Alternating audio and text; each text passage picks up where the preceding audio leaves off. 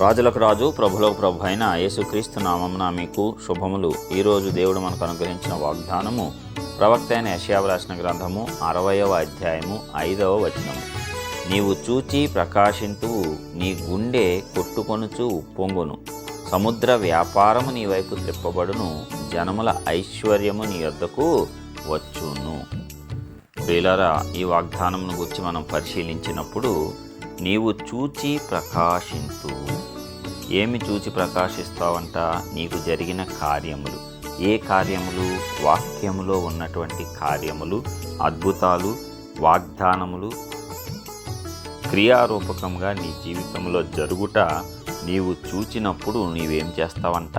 ప్రకాశిస్తావు. నీ జీవితము వెలుగుమయమవుతుంది. వాక్యము నీలో నెరవేరినప్పుడు మరి నీ జీవితము వెలుగుమయము కాక ఇంకేమవుతుంది? నీ గుండె కొట్టుకొనుచు ఉప్పొంగుతుందంట. ఎందుకంటే అలాంటి సంతోషము వాక్యము మాత్రమే మనకు ఇవ్వగలదు. అది సంపూర్ణ సంతోషము.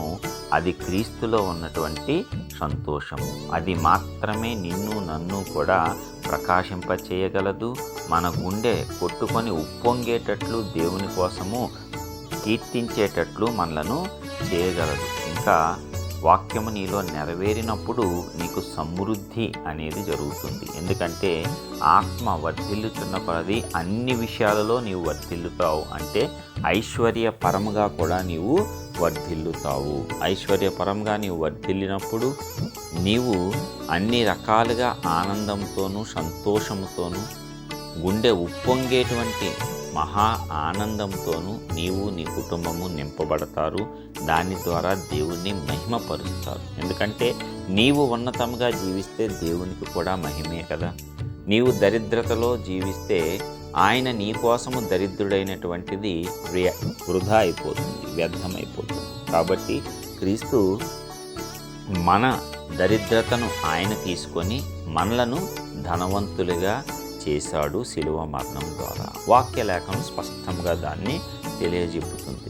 కాబట్టి నీ జీవితంలో నీ పక్షమున జరిగేటువంటి వాక్య నెరవేర్పును గూర్చి, వాగ్దాన నెరవేర్పులను గూర్చి నీవు చూచినప్పుడు నీ యొక్క జీవితము ప్రకాశిస్తుంది. నీవు నిత్యమైన సంతోషంతో నీ గుండె కొట్టుకొంచు ఉప్పొంగుతూ ముందుకు సాగిపోతావు. అదేవిధంగా సముద్ర వ్యాపారము నీ వైపు త్రిప్పబడుతుంది, జనముల ఐశ్వర్యం నీ యొద్దకు వస్తుంది. దేవుడు చేసేటువంటి కార్యాలు ఇలాగే ఉంటాయి. ఇశ్రాయేలీలు వారు కట్టని పొరములలో, వారు నాటని తోటలను అనుభవిస్తూ సంతోషంగా ఉన్నారు. దేవుడు వారికి అనుగ్రహించాడు. కాబట్టి దేవుడు మనకు కూడా అనుగ్రహించడానికి సిద్ధంగా ఉన్నాడు. అలాగని వేరొక ఆజ్ఞ ఇచ్చాడు, నీ పొరుగువానిది ఏది నీవు ఆశింపకూడదు.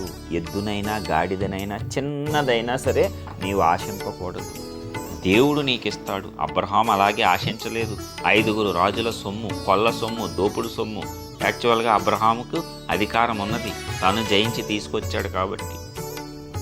అయితే సొదొమ రాజు ఆస్తి మొత్తం తీసుకొని నా యొక్క జనులను మాత్రము చాలు నాకు అంటే, నీవే నన్ను గొప్పవాడిగా చేసావనే పేరు నాకు అసలు వద్దు, నూలు పోగైనా చెప్పుల వారైనా నేను ముట్టుకోను అని చెప్పి దేవుడు నన్ను ఆశీర్వదిస్తాడు అన్నాడు. అలాగే విధంగా దేవుడు కూడా వెంటనే వచ్చి, నేనే నీ కేడము, నీ బహుమానము అత్యధికమవుతుంది అన్నాడు. కాబట్టి నీ పొరుగువానిది ఆశించకూడదు.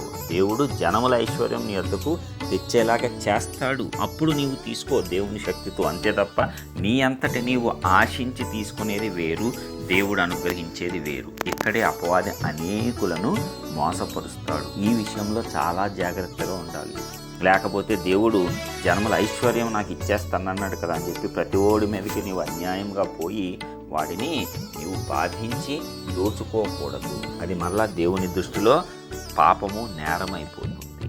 కాబట్టి దేవుడు ఇస్తాడు. ఆ దేవుడు ఇచ్చినప్పుడు అది పరిశుద్ధపరచబడింది. దేవుడు ఇవ్వకుండా నీవు తీసుకుంటే అది శపించబడినది. ఈ ఒక్క చిన్న తేడా మనం గ్రహించగలిగితే దేవుని ఆజ్ఞను నెరవేర్చడానికి శక్తిని పొందుతాం. పొరుగువానిది ఏది మనం ఆశించవద్దు. దేవుడే మన వైపు సమస్తమును తిప్పునట్లు ఆయన దయగల హస్తము కింద మనము దేన మనస్కులమే ఉండి ఆశీర్వాదంలో పాలు పంచుకుందాం. ప్రార్థించుకుందాం. సర్వోన్నతుడా, గొప్ప దేవ, ప్రియ పరలోకపు తండ్రి, మీ ఘనమైన శ్రేష్టమైన నామానికి వందనాలు చెల్లిస్తున్నాం. ప్రతిరోజు నూతనంగా మమ్మల్ని ఆశీర్వదిస్తూ ప్రతి ఉదయమున నీ వాక్కుతో మమ్మల్ని దర్శిస్తున్నటువంటి గొప్ప దేవా, నీకే వందనాలు. ఇదిగో మరొక నూతన దినమును మా జీవితాల్లో అనుగ్రహించి గొప్ప వాగ్దానంనిచ్చినందుకు వందనాలు. ఈ వాగ్దానమును కూడా మా జీవితాల్లో నెరవేర్చండి.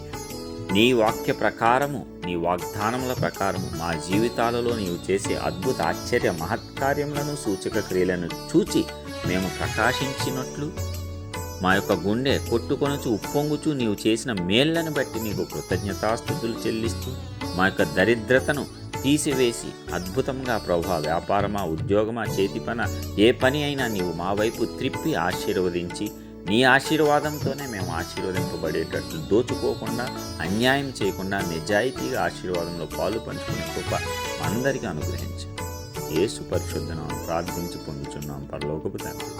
ఆమేన్.